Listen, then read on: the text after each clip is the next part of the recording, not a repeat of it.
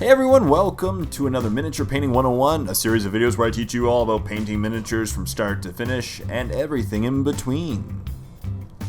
This is part 30, I can't believe we're already there, part 30, human flesh, specifically Caucasian human flesh. So the biggest problems that people have when they're painting flesh is they turn out too orangey or too dark or too strong of contrast. So today I'm going to show you a efficient way of how to paint human flesh, specifically Caucasian, using the paints from the Citadel range. So usually I recommend a base, a shade, and two highlights. But today we're going to mix it up a little bit.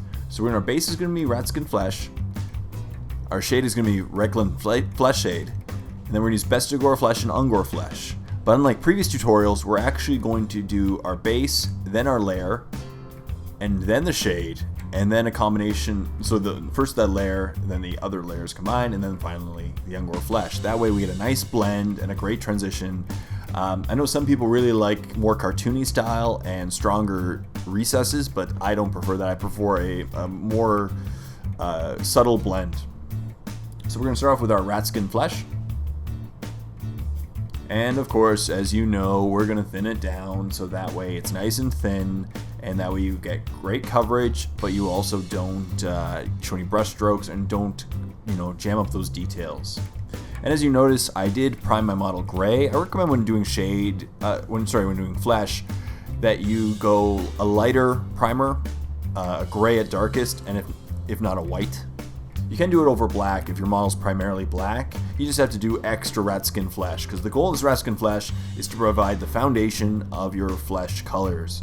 So we're going to make sure that it goes on nice and smooth, and as you can see, it is a bit diluted because we did thin it down, and it's going to go over the entire miniature and provide that nice foundation. And obviously if you're going over a darker color, you're going to have to apply more coats of RATSKIN Flesh, because it doesn't go over black as easy as it goes over gray or white. I prefer gray. It's an intermediate color, and it has some good tones in the recesses when you paint the RATSKIN Flesh over it. But at the same time, it doesn't really screw up your paint job in the sense that you don't have to do any extra amount of coats. So now we're just gonna put on our RATSKIN Flesh over all the skin surfaces. Now I would have preferred to do this over a normal looking human, but this model, which is a cultist, has some great flesh showing. So I still think it'll be a great example, but obviously ignore the parts in the back that look like they're giant welts, because that is a little bit unusual of a surface. And here's what the model looks like when it was completely dry. As you can see, now it has the foundation. And now usually this is where we do the shade. But if you did the shade over this foundation, you'd end up with very, very dark, exaggerated recesses, and I don't want to do that. So now that we've established the foundation, I'm going to take the first highlight color, BESTIGOR Flesh, and I'm going to go over that surface once again. Now, if it's painted completely white, you might be able to ignore the RATSKIN Flesh step, but I want to include it just in case you're painting over any other color. So now we're going to go over that same surface with once again, a watered down BESTIGOR Flesh, or I use thin down with paint thinner. And this way, after adding the flesh shade to it, we won't get that dark and exaggerated recesses. I know some people very much like it and then build up from a very, very dark recess to a very light color to exaggerate the muscles and the tones and all. I just like a more realistic, subtle blend from the darkest to the lightest, so I will not tend to put the shade over the base color. So as you'll notice in this, to paint flesh effectively, there are several extra steps. And unfortunately, it's because it's one of those colors that is very hard to master, since it is it's a shade of peaches with orange and browns, and it's very easy to sway skin color to a different spectrum. So either too red or too orange or too brown. So now that the next highlight has been painted over, now we're going to apply our REKLAND Flesh Shade. The REKLAND Flesh Shade itself is a it's a surprisingly dark shade. And as I mentioned, I want to do subtle shading to the model. So what I'm going to do is I'm going to dilute it with water. And I'm actually going to dilute it 2-to-1 mix of water to REKLAND Flesh Shade. So it's diluted to a third of its normal strength. And even at that, you're going to notice it really does tint the recesses and those crevices on this model. And that's what I like about this model. It does have a lot of muscle and a lot of structure, so you'll see what I'm doing right now is just very gently putting the REKLAND flesh shade over the surfaces and allowing it to get into those recesses, but I don't want it to tint the raised areas too much, and that's why I diluted it greatly. But even so, as you can see here, it really does darken the surfaces, especially the recesses.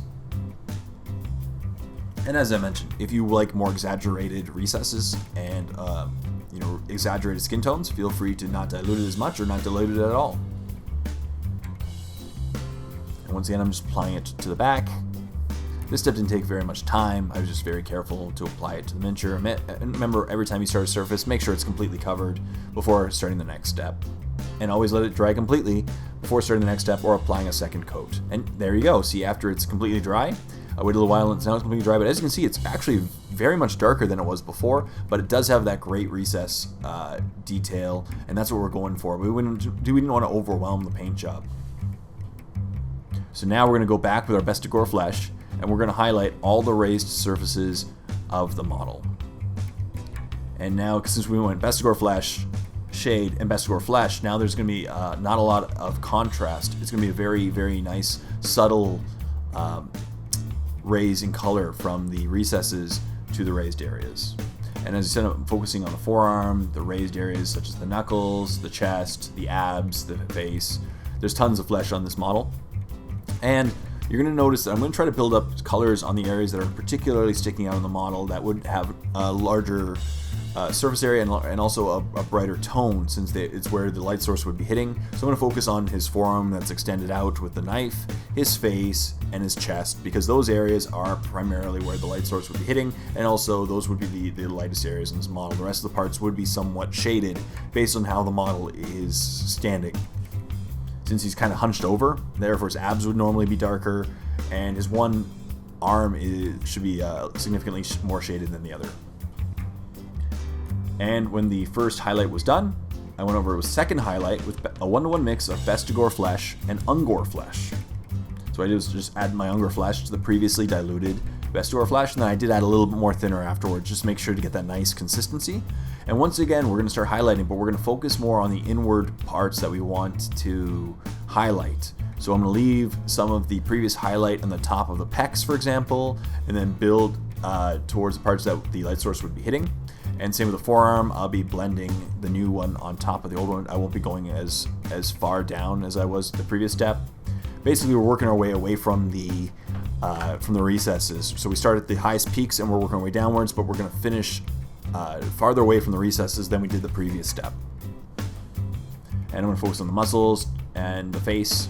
I'm just doing basically a quick overbrush, focusing on the eyebrows and the jawline, the nose, and now the fingers. As you can see here, though, it's starting to really blend, and it's not too extreme from the recesses already to the second highlight. And it is a somewhat realistic skin tone for Caucasians.